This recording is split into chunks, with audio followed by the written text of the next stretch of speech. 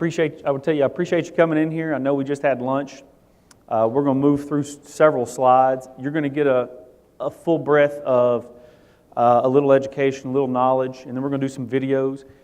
Real quick, who in here has used thermal imaging or just drones, basic drones, on any of your inspections in your buildings? So there's a small handful, and I guess to say probably even fewer than that have done thermal imaging with their drones. My name is John Harnage. I'm the founder of the Kentucky Thermal Institute. If you guys have questions, I want to leave it kind of open. We've got a lot to cover, 47 slides total, and we're going to move through some things.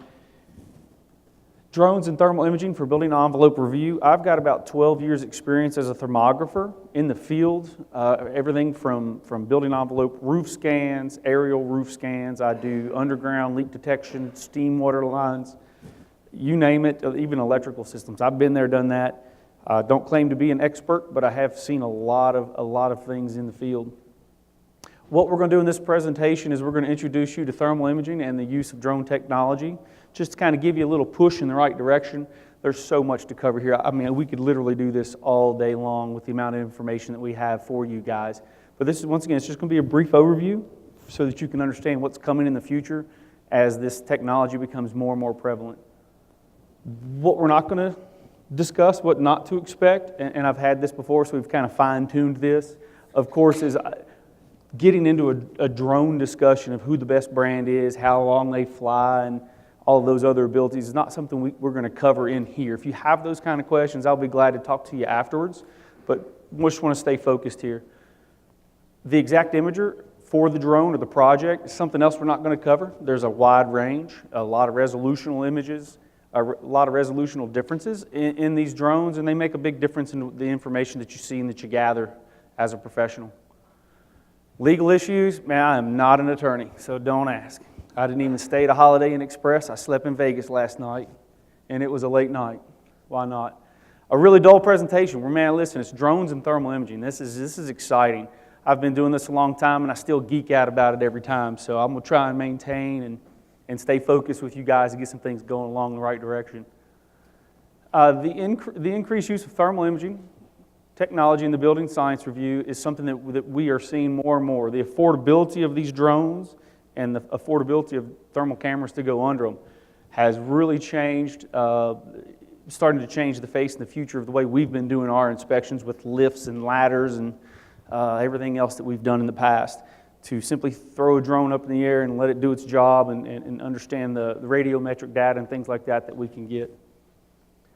Moving forward, the biggest thing, and that is why I founded the Kentucky Thermal Institute almost 2 years ago, having been in the field and had tons of education, I began to understand that there's so many avenues out there that will request. Insurance companies are the worst. They'll say, hey, you need to get a scan, or an architect says you need to get a scan, a thermal scan.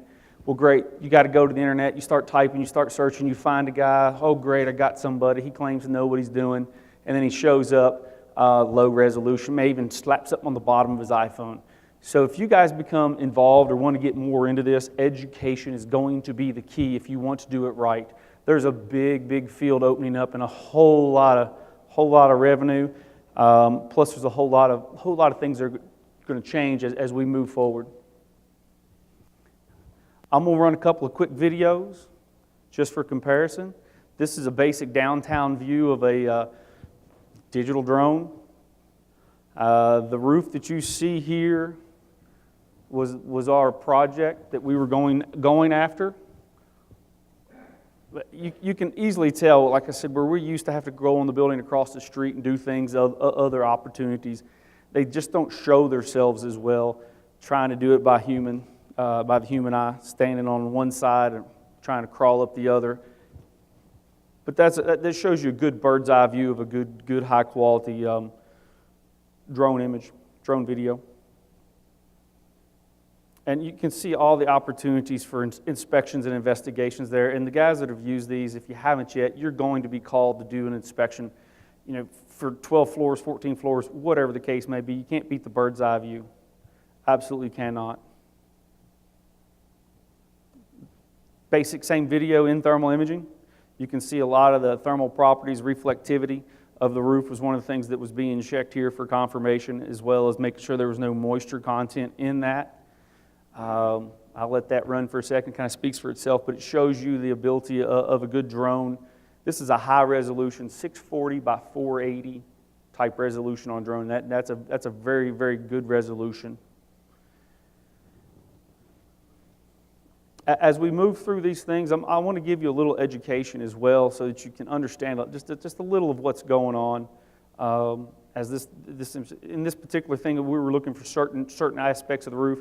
We found energy loss and some other things with this building that had to be addressed. So in thermography, there's three basic ways that we have to identify that we can use our thermal cameras, and this is basic science. You had this in the 6th grade.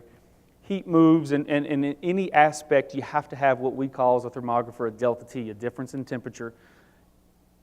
That is how you create, and that is how you have to understand that type of science to make sure you get the right imaging. So you've got radiation, convection, and conduction. All three of those things come into play when we're trying to do some thermal imaging, especially with the drones, because there's so many properties out there that can change what we're doing and how we're doing that. Few cool points here. In the 1700s, a gentleman by Sir William Herschel was conducting an experiment with a prism, and he moved a thermometer outside of the realm of the colors. And he realized that there was an area in the dark that was a lot hotter than the other areas, thus infrared. And that's where the science began. Alexander Graham Bell spoke over the telephone in 1876. The Wright brothers, of course, took their first flight in 1903. First email in 71 must have been government, because I definitely didn't send my first email in 71. I was a year old anyway, I couldn't have. And then this gentleman invented Bluetooth in the 1990s. All of these have led up to everything being available in your phone. I mean, we can plug thermal imaging into the bottom of a phone, take a picture, email it, Bluetooth it from a camera onto a phone. So all this technology has finally been compacted down into thermal imaging cameras that you see here. The resolution of some of these cameras is unmatched in some of the cheaper handhelds. Cameras are going to range between $2,000 and $7,000 for a good thermal imaging, drone thermal imager. And the drones, gosh, you can spend a couple thousand. The one that you see on the lower left there is about a $12,000, $15,000 package. What you see on the top right, it's about a $1,200 thermal camera with low resolution, and it's mounted under a DJI, something you get off the shelf at Best Buy, and you can do some conversions like that. It's basically the size of a GoPro.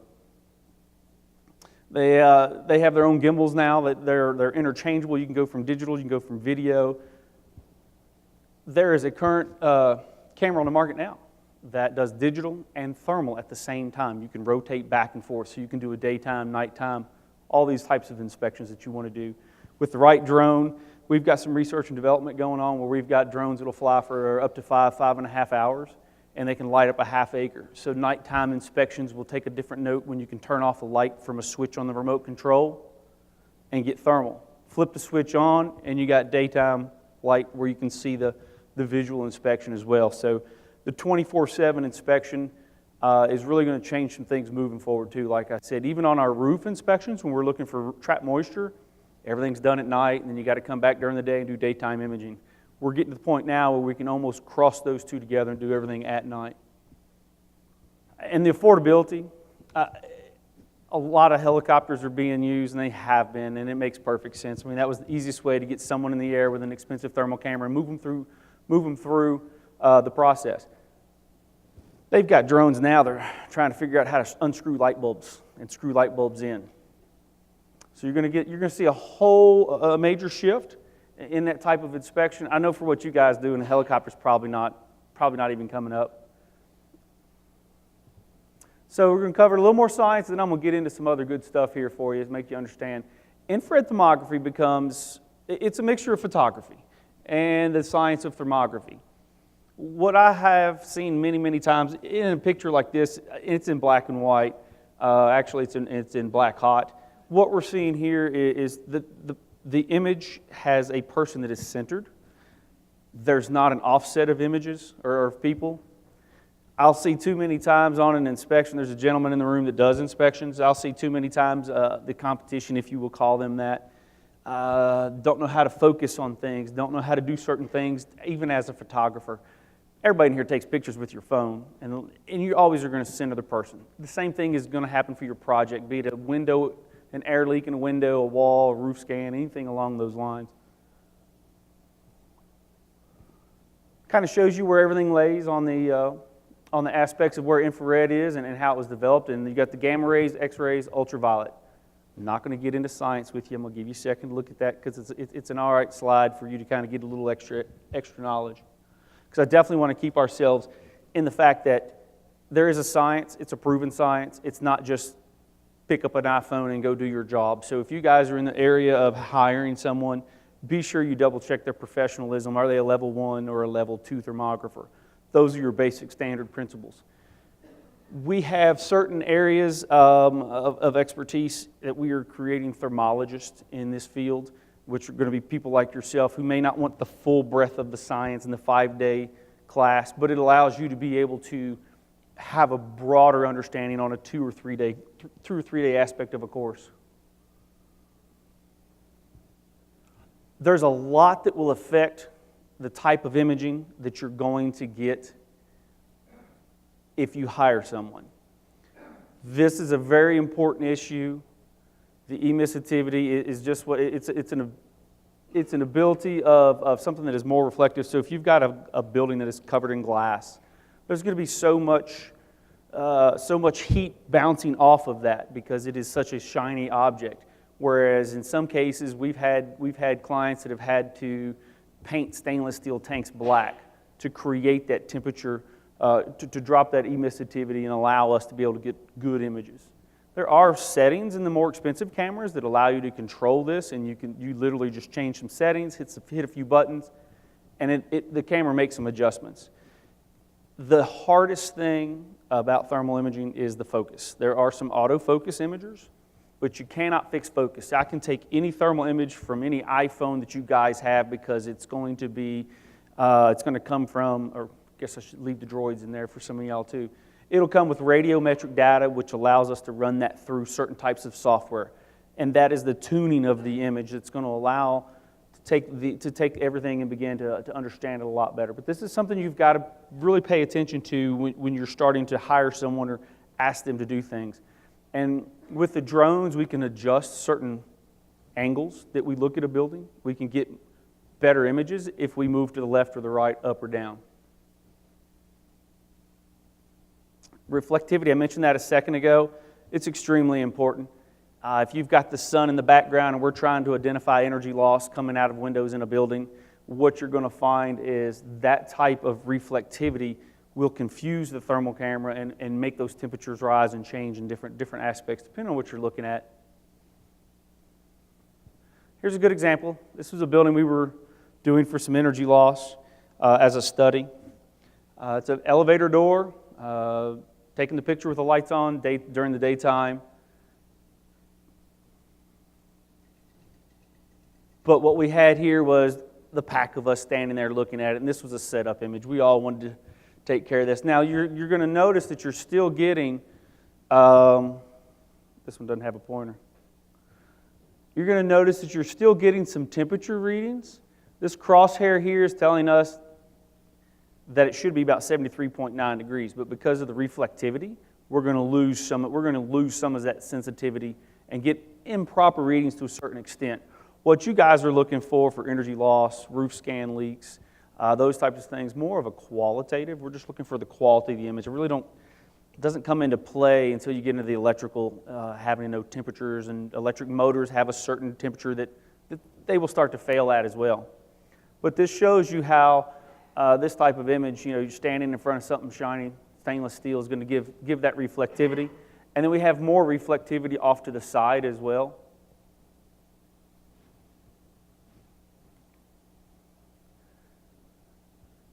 A lot of these get used. I was on a project not too long ago where a hotel had a water main break on the 3rd story.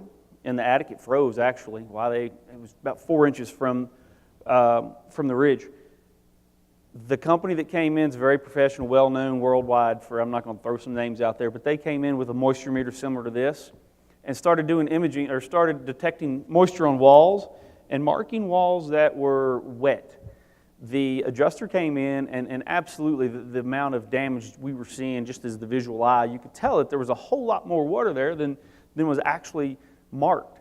So we came in and worked with them with our thermal camera, brought 3 thermographers in, we went through the hotel, and that company with a meter like this literally only found about half of the wet areas. That would have resulted in, had they fixed what they had marked, you would have had mold, it would have been a return trip. The design on that hotel was one that, man, when that sprinkler just exploded, it literally had to gut a 3-story hotel, top to bottom. And they left the sprinkler system right where it was to begin with. They just wrapped it in some foam. It's going to happen again. During that process, what the moisture meter would not tell you, that the thermal camera could tell you, was the moisture that had gotten into the electrical switches, outlets, and the electrical panels in some of the rooms. So there was a whole lot more going on there that an old-fashioned water meter or moisture detection unit would not show you. I'm not saying I still use these for confirmation. The higher resolution imagers and a lot of knowledge, having done a lot of moisture scans, allows me to understand a little bit more about what I'm looking at, but I always do confirmation. If you don't do confirmation, there's no, you have to back it up with a valid result. And this is a good example. This was, and I know it's residential, it's not a big building, but we're about to get into some really cool slides. I just want to make sure everybody gets on the same page, a little bit about what we're looking for. There was an ice maker leak in this home, and during that process, the insurance company came in and sent their little people to come in, and they cleaned it all up, put it all back together. But when we showed up to do a confirmation, there's still moisture on this wall, and obviously all down through here, everything was not dry. During the process of our investigation and looking at things, we were able to notice also that in this back corner here, there was moisture coming from a window leak that was not identified, because that company showed up to do their drying and fix everything. They didn't even bring a thermal camera. They didn't even bring a moisture meter. They just peeled back the carpet, turned on the dryers, and began to do their thing, which is what we're all accustomed to. And still a lot of people do it. There's not a very vast amount of thermographers out there. It's probably one of we could use 4,000 more right now in this field, because as you guys need more and more people, we're not there. Thermographers just are not there. And then when you do get thermographers, they get a science degree as a level 1 thermographer, but there's nowhere to go to get this type of knowledge to open up and discuss. There has not been. Going to remain neutral, not talk about that. So in this thermal image, you saw this a little while ago, and I wanted to bring it back up since you're a little familiar with it.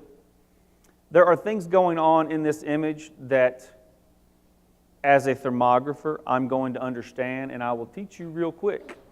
Everything that is black, it's going to be in its approximate range. So here we have a palette that is black hot. As I began to look through here more, I'll notice that his glasses, they're opaque. Thermal patterns do not come through that, so it's reflected back at us. Now this is going to be kind of slick. These are the grouted cells in the block wall in the background. And because of the color of that wall, it was like a fall day, so it was cold outside. So there's a lot of things that you can see once you have an education and knowledge. Anybody can tell me what the yellow dot is? Boom, man, you're good. That was quick. Usually it takes a second. It worked. So I was at a place, and this lady had asked me, she said, "Hey, that's a cool camera. Can you see my baby?" Oh, I don't know. You pull up your shirt. I got this cool camera. Let's take a picture and see. I wasn't going to say no. And by gosh, there she was. This was a very famous, this girl does she's a very famous ghost hunter. And I was in a situation in a place where I've been hired to look for Bigfoot, and I've been hired to look for ghosts. Throw that out there. That's my disclaimer why I've got a picture of a baby from a very popular ghost hunter. So if we can see babies in a belly, Imagine how we're going to move forward and start to see more and more things that you guys are familiar with and the projects that we move forward into. This was a project. This is moisture in the wall. There's a few things going on in here in this image.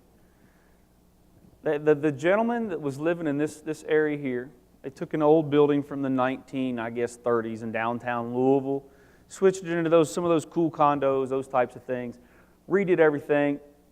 When they installed these exhausts, they had a negative tilt. Everything was running back into the building as it would condensate and sweat. When it would rain, it would run right back into the building. Why in the world the guy installing that did not think about that is beyond me. I see a lot of stuff, I just question stupidity a lot, or lack thereof, I guess. So he had a lot of water coming down his walls and those types of systems. So we were hired to come in. We took care of these situations. Now there's some other things I'm going to show you. If you'll start to notice, you can also see the pattern of the installation. There's a big move right now. There's a gentleman that writes the national standard. He's helped write the national standard for EIFS inspections or EIFS installation. And this time last year, he got involved in thermal imaging. And we showed him some pictures of some hotels, and I got one coming up here, and he was blown away. He'd never seen a thermal image in his entire life. He's in his 60s. And I understand that. A lot of people have not. So he started questioning, holy cow, we've been doing this wrong our whole lives. I've been installing these things with my dad since I was 12. We've done it wrong. He just purchased a $27,000 drone to start doing inspections. Part of that thermal imaging drone that he's going to start running up and down hotels is they're going to rewrite the national standard of installation for these types of systems. And he's going to start writing into the fact that they're going to be required to have a confirmation thermal scan. I had to slow the guy down because, once again, there's not enough thermographers. And you guys are from all across the country. And there's very, very few people that are going to be considered experts in the field that he's starting to create. So there's a whole lot coming down the pipe. There's going to be specialized companies that are going to be able to do this. And you'll be able to track them down, and they'll probably start tracking you down. This was a building we were brought in on that was about to lose its LEED Silver certification because of energy loss. The building was constructed 3 stories, not a big high-rise, but still, it was an $8.5 million building. The gentleman that designed it and built it was right next to this door to this office. They had about 35% of the office space filled out. The rest of it was vacant. They were already in the process, in less than the first year, they were going to have to double the tonnage to heat and cool this building properly. Double the tonnage. Well, when they started doing some research, the roof was not designed to remove those units and put the new rooftop units on. It was going to be way too heavy. Well, this is an ongoing study. We're still working on this. We're going to do some more this summer. But what we have is in this particular building, we had them pressurize the building by turning on the heat. Once again, back to the delta T. We have to create that difference in temperature to get an efficient read. I mean, if we tried to go out and it's 76 degrees outside and 72 degrees inside, we're not going to pick these types of images up. So we have to create these factors to make sure we can see what we see. These types of images, in all honesty, over the years, there's going to be a moment where we're going to start to crisscross patterns, because a lot of what we see in my field that causes this could have been prevented if it was designed a little different, could have been prevented if people were trained a little better on what they were doing and how to install exactly what the piece of paper said. Hey, do it like this. But there's still some things that aren't being done. So what we're pointing out here is energy loss. They had so much energy seeping out. This whole entire wall system is hot. So the area between the brick and the actual building, all the way around, was completely warm. Good thing is there's never going to be any ice stick to this thing in the wintertime. Not that that ever matters, but then we also started to notice other things. If you'll notice, there's a difference in these windows. The window manufacturer was called in to do some reviews of certain things. And we still have questions. I find things that I cannot explain. I simply don't have the experience or the engineering or the background like you guys do to understand I just know, hey, it's hot, it's cold. These two don't look like the other one. And there was a song when we grew up that kind of threw that at you. One doesn't look like the other one. Same building. It's a quick video. Yes, there's a whole lot going on in this thing. This is with the drywall on, steel stud building, top floor.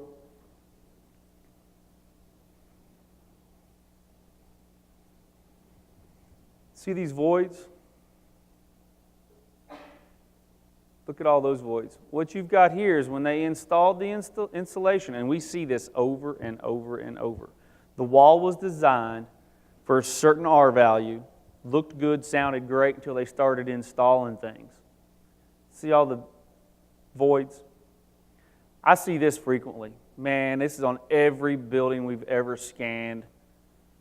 This type of cool factor right there. Now, as we come around the corner, look at the air seepage all around this corner here where it's just, there should be a different design. There should be something a little more heavy there. I don't know. Once again, I don't write the specs. I just come back and tell everybody where the problems are. I'm a bird dog, if you will.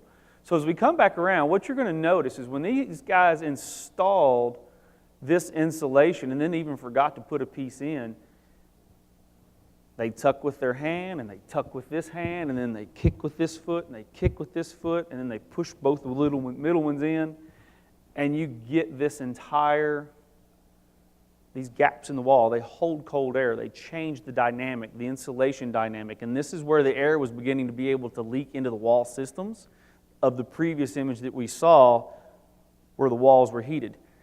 Is it a design issue? No, it's just a straight installation issue. Now, what things that we see across the bottom on this one, I've seen that in so many LEED buildings that I know that there's certain ways that you could probably install certain things that would probably prevent that as you go. Any questions?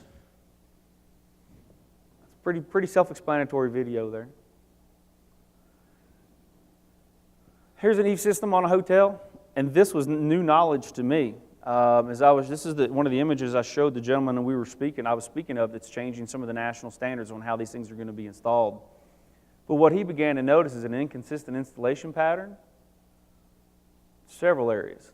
I mean, I can quickly educate you with what's right, and then you see gaps in these areas. You can see the difference in the thermal pattern. This image has been tuned specifically to make those stand out. There's a lot of softwares out there, in particular this software that we use allows us, like I said, to tune the image and bring things into the light that aren't noticed with the naked eye. Now with a drone, we're starting to be able to do these large buildings, 15, 20, 30 stories high. There's new regulations, of course, where you can and can't fly. But if you do the proper channels and you have a good pilot, you can get clearance from the FFA to do certain things. In this situation, we would have had to rent lifts. We would have had to been pushed up in the air. We'd have had to go across the street, find a friendly neighbor that's got a door that they can open on their building and try to do a lot of these scans. It was just impossible, so it's never been done. Now as we move forward and the drone technology meets thermal technology, what you're going to see is these are going to become more and more prevalent. Your big tall buildings in your big cities. A thermal imaging inspection after this building is constructed is going to really start to play out and help you guys understand some things. I really believe in my heart that as thermal imaging becomes more and more prevalent and there's more and more professionals out there, it's going to change a whole lot of how we design these types of things. The gentleman that invented the whole LEED certification program, I guess probably 7 years ago, sat down with the gentleman that got me in thermography. And they had a big stake, and he showed him some of these thermal images, and his comment across the table was, man, that certification isn't what I expected it to be. I know there's a lot goes into it, a whole lot of different avenues, but energy efficiency is one of them. And he realizes now that he could have rewrote that spec a little different had he known this type of science and this type of imaging had existed. Who knows where that'll go? Maybe there'll be a LEED Silver IR certification someday, which means it's been inspected and passed all these types of things. They're getting away now. The new standard, I'm going a little off path here. The new standard is instead of the dots, they're starting to trowel straight down. So that as water gets in the wall system, the trowel path has lots of little grooves and will allow that water to run straight down. You're still getting water that gathers and stays on top of these systems. I have never, ever, I could pull over at any hotel that has just been built within the first 6 months, and I will find moisture in the walls. I have never seen one. I can pull off the side of the road, any exit, pull out the camera and look, and we will find moisture a dozen places in the walls. And it's a new construction, but it's getting in. But once again, with the drone, now I'm going to be in a little more trouble when I start throwing a drone out and flying this thing all around. I don't fly drones. Let's get that off. I wreck drones. I'm the thermographer. I've had 2 drones. I've destroyed them both. I tried to fight birds with one of them just to have fun, and you don't do that. They knocked it right out of the air. That was an expensive lesson for me, and I gave up. I just stand on the ground and do all the images and make sure they look good and help explain my expertise and where they're going and what they're doing. Here's a perfect example, and we're starting to get into some images here, and I hope we have questions. If we do, great. If not, I'll save it to the end, and we'll get out of here a few minutes early. That's one image. That's a glass. That's a building full of glass. All of these little areas here are air leakage, air loss. Yeah. Woo. This was taken from the other building across the street. Now we'll be able to go up and zone directly into these. And this was another building. It was constructed, and their energy loss was very sufficient. The estimated tonnage of the building and the utility bills and everything that was designed to meet a certain standard, man, with this type of air leakage, it didn't occur. So then everybody comes back to the table and wants to sue somebody, and somebody wants to sue somebody else, and they all start pointing fingers, don't know what to do. Well, then you show up with a thermal image, and you know, let's call the glass guy. Apparently he didn't do his job right. And now everybody's fingers are pointing at one guy, and what's he supposed to do? I hope he goes back up there and fixes that, or he'll be the one top of the lawsuit. Thermography is becoming more and more prevalent. Once again, you're going to keep hearing this same thing. We see a lot of calls now for attorneys to call and get these types of images straight up. That's why we did the other building with the energy loss. They're in a process. If they want us to calculate, they want us to calculate by, we take a projector, we put a thermal camera hook to it, we throw the image on the wall where we can see the wall, and it's a real-time view.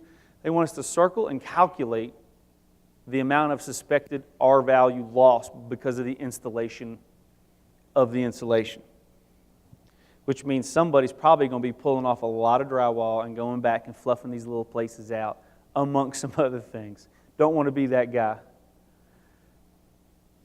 But a proper training to a certain extent, where if you just showed some people these types of images before they did the installation and they knew there was going to be a thermographer follow up with this type of inspection. Once again, there's no way to inspect these upper levels without getting on all the skyscrapers and all the buildings around it. But now with the new drone technology and the ability to fly 30 minutes to 5 hours, it's going to really open up a whole new avenue of inspections.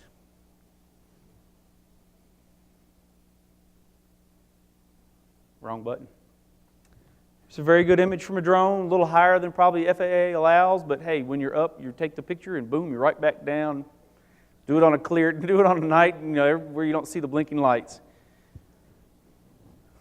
I did not tell you that. Once again, I'm not an attorney, but you got to do what you got to do.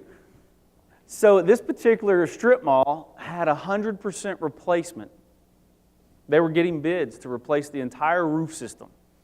During that process, what we were able to do was identify the areas of wet insulation. Yes, sir.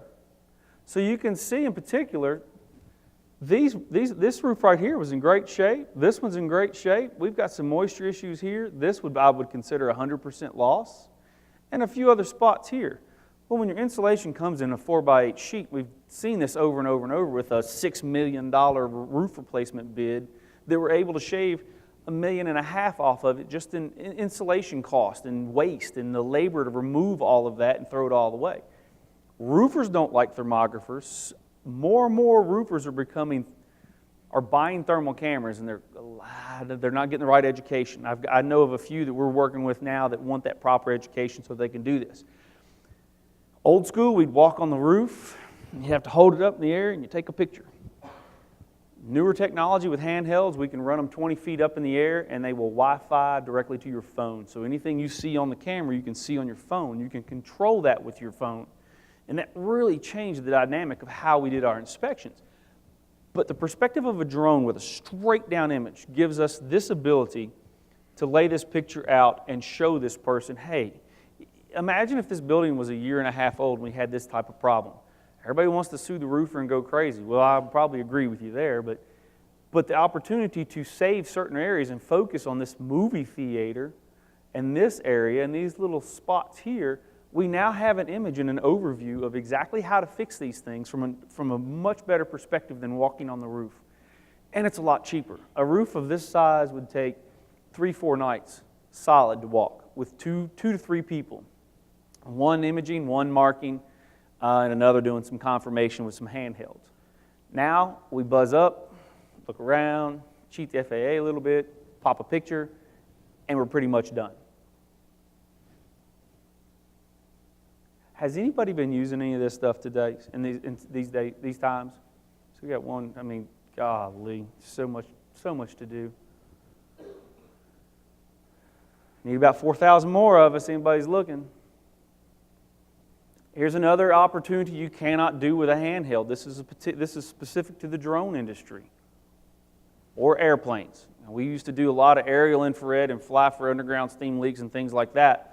But you get a bird, you get it in the air, and it's specialized with the viewport out of the bottom. It takes a specific type of camera. It costs about $60,000. There's a lot of opportunity there, and we've scanned a lot of things from an airplane. But now the drone, like I said, you drive up, get it out of the trunk, boom, you're done, you're out and you're gone. You can get in, you can get out, and the cost is man, it's 60% cheaper. A lot more clients are using it now just because the cost has come down. But in this particular instance here, we're looking at some underground steam lines. We're looking for faults. There's a university, Western Kentucky University, which is where I graduated in my hometown. Of course, I'm going to wear those guys out there in my backyard. We've done scans over the last couple of years because they had to do a 33% reduction of their water intake or their water usage. And the first thing we did was focus on their steam lines that were installed. The whole campus is heated by steam. So we had to focus on these steam lines that were installed in the 30s and in the 40s. So we were able to go through and identify all the bad areas, and they began to say, hey, priority 1, priority 2, priority 3. Just rescanned it. About a third of the repairs are still leaking. So the contractor that did that work did not do it properly. And the only way to check that was bury them all back up and fire that system up the next winter. Now, while we're doing one service with this drone, we're quickly able to identify roof moisture. So it's a double dip for this guy. He asked for one process. The drone now allows us to offer a quick look. Hey, let's focus in on your roof system here. Time for some repairs. Excuse me. Time for a whole lot of repairs. And there's a few more there. And then you can also start to see the other systems that look good. Lowe's has been doing a lot of energy loss studies on their buildings. They've been doing them with airplanes for years and years and years. We've been a part of that. Now we're moving into just drones. And the drones are getting it done quicker and a whole lot cheaper, so they're doing more and more buildings. Lowe's is trying to design a building that reduces their energy costs. Because, man, those doors are opening and closing all day long. The garden center, I mean, there's just air leaking out, coming in. The pressurization's an absolute nightmare on a building like that. Next step, not too far off. I know this was actually done with an airplane. And I know a gentleman who does this type of mapping systems for some of the larger cities. He does mapping of the coastlines before hurricanes come in. So when he has these images from, and once again, he's flying an airplane. Imagine the reduction in cost now that we can start doing these with drones. But they fly the whole roof systems along the coast, so that after a hurricane, when they start to claim a roof, try to file a roof claim, they can come back and say, hey, look, we've got this image. You had 40% wet insulation anyway. We're only going to give you a 40% claim. It's created a little bit of a havoc. While we need a whole lot more thermographers, we're not the best like the guy in the room when things like that start to show up and we start to call out problems that people just never, ever knew that were there. Still rolling right along, any questions? Y'all are also brand new to this. This is good stuff, man. The industry is just about to just go straight up. Grab it by the tail. These will start to speak for themselves. This is a very, very, very, very underutilized portion. I've been in situations, Louisville Police Department put out the bid. They wanted the building constructed, the shooting range for the police. They wanted it constructed 2 ways: 10-inch solid concrete walls or block walls, grout filled. The contractor, they had bullets going through the wall. So we came in and did a study, and we were able to find, I guess if I give a little knowledge, these are the voids. This is proper installation over these doors. This particular spec called for this area over the door to be completely filled in. I don't write the specs, I just come out and show people where they didn't build stuff right. So the Louisville shooting range, we did not have a Delta T because that area was not heated or cooled. We had to create large torpedo heaters and heat the building and really raise the temperature in that building to start to identify where the bullets not only were going through the wall. We were able to see an aluminum can, a Coke can someone decided to put in the wall. It's not exactly what you're going to call a good mix of concrete to be put in the wall. So the contractor showed up, the mason showed up. We were called out as being on the stupid side of the world, so to speak. And as we began to educate and give some knowledge to the mason, he realized that he was at fault. He still questioned my knowledge and my things. So I said, "You bust a hole in that wall with a hammer, sir. If that's hollow, it's on you. If it's not, it's on me. I'll fix that." He busted a hole in that. We were correct. He lost out on $130,000 on that job because they did not want him to come fix that job. So they held his money, hired a company to come in. We mapped out the entire system so that they knew where the grout was missing and they could come right back in and do the repairs. We've covered this really well. A lot of underground issues are now being identified with these thermal imaging drones. Underground water leaks, steam leaks, stormwater drains, lots of things like that. And Deer County and Cattle County. Somebody in Texas wants us to come out and do a cattle count. I think if you own that many cattle, you probably know how many you have. This is on about a 5th floor. As we were beginning to hover up, it's a high-rise moisture intrusion. They had mold growing on the inside of some of these apartments. Once again, this is an old building that they converted into new condos and they sell them for astronomical amount of money. But millennials love that. So what we're able to identify here is the moisture in the wall. The collection points, as it was coming down the wall, this was a point of collection. Here was another point of collection. This area here we had this building probably was 6 years old, and we had probably, I think, almost 35%, about what we ended up calculating, of the wall systems were going to be wet because of this. And you even got some minimal moisture from the little bitty hairline cracks that form right on these windows, right off these corners. If they're not done right, you'll get the tiniest little hairline crack. I know you've probably seen those.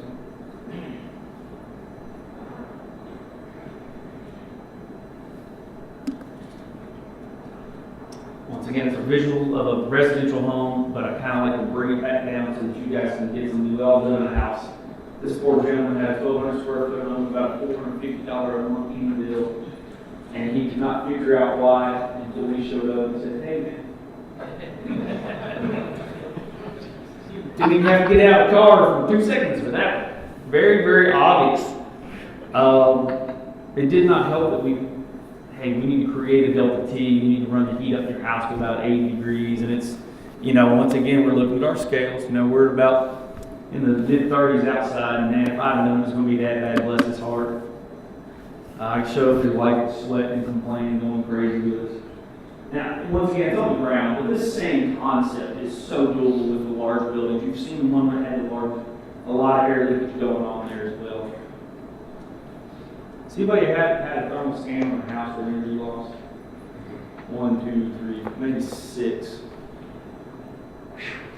Call somebody. Get that done. Good luck finding somebody in your backyard. If you do get someone, make sure they're level 1 certified and make sure they're at least 320 by 240 minimum resolution. I will not go anything under that. Do you agree? You're the thermographer. good basis. Gentleman in the back using a 640. We had a conversation. Just by him telling me the type of resolution that he's using, I know I can put him in that professional category.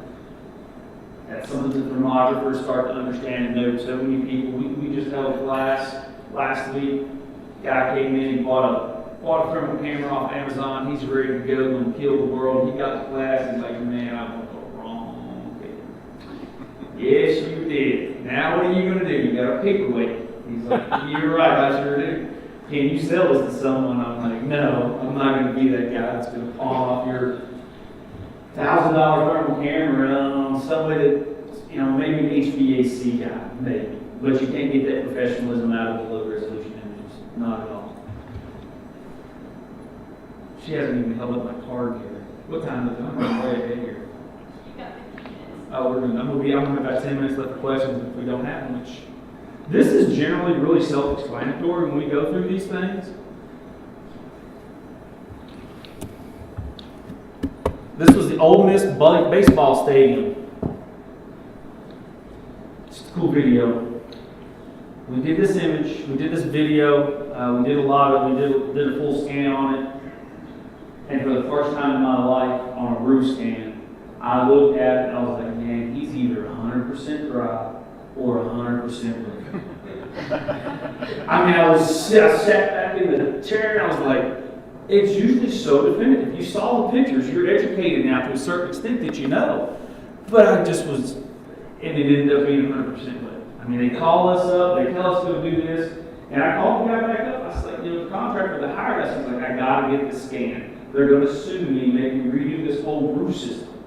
And when I called him, I said, man, listen, I don't know how to handle this, but I'm glad you already paid us. Let's get that out of the way. But what the problem I've got is, you gotta be solid wet. There's just no way around it. He installed this roof system. He installed about a third of it, and it came and rained for 3 days. He put a little pump there and sucked all the water off, and then threw insulation on top of it, went and did another third, and then it rained again. Well, if you'd have told me this on the front end, I'd have told you, save your money. And it's gonna be wet. You don't install a roof where you're constantly sucking water out of the concrete deck to be able to do these things. So, I mean, that's kind of it in a nutshell. There's a whole lot coming. So there's a lot of science goes into it. There's a lot of cost on the front end for someone to get properly educated. But you cannot buy experience. Everybody in this room knows that. If you've been in your field 2 years and the guy sitting next to you has been in it 30, you got a lot to learn. I was the same way at some point. I still got so much to learn about this business, about this industry. But there's a new frontier that, as thermography becomes more and more prevalent in your world and in your profession, that you're going to start to hear more and more about it.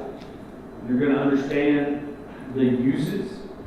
I would suggest that if you have a problem with a building after the fact, or you hear of one, suggest thermal imaging. While the visual is going to be great, and there are guys I've met in this industry, man, they don't need a thermal camera to a certain extent. They are just that good at understanding. I've got 12 years of building inspections, and while I rely on my thermal camera, I rely on my 12 years of knowledge of peeling back the layers and crawling under houses and slithering into walls or whatever I had to do to understand and solve that problem. I can only imagine. I did not bring my thermal camera with me this time. I don't want to pack them all up, lay them all out. We got a drone with an 8-foot wingspan, but you can't fit that on a plane very well. It doesn't travel very well at all. We had two fellows in our company that are level 2 thermographers, I would say, thermographers. But they told me that the difference between level 1 and level 2, there's a big difference. Do you agree? Oh, hands down. Yep, okay. Level one was hard. Anybody that's had their level 2, I mean, if you tell me you're a level 2, man, it's like a high five brotherhood. I mean, it's tight. The level 3 is total scientific. Level 3 is more instructional, isn't it? It's going to be instructional and it's going to be scientific. That's a good question. Kudos to you for having that. You're going to be one of them. It's going to be ahead of the curve coming up. Not me, I'm too old. I got two young fellows they love it. And what you're showing here is We've been doing it for about 4 years now, and it is amazing. So hats off to you. Well, that was I thank you. I appreciate that because having done this for so many years, now pioneering my own institute and bringing people in to educate the masses. It is no small task. And now to try and form a national board of thermographers, not a small task. But the gentleman back when I said that, he's a thermographer, he was like, yeah, we need that representation out here as we do this. I appreciate y'all's time. One more? Good report. Delta T, be about 15 degrees is what we call for a minimum. I have to have at least 15 degrees of difference in temperature for the images you've seen here. So wintertime and summertime is where we kind of operate those things.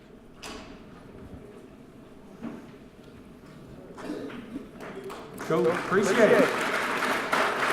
I've been doing thermography for about 10 years now. There's my card. Yeah.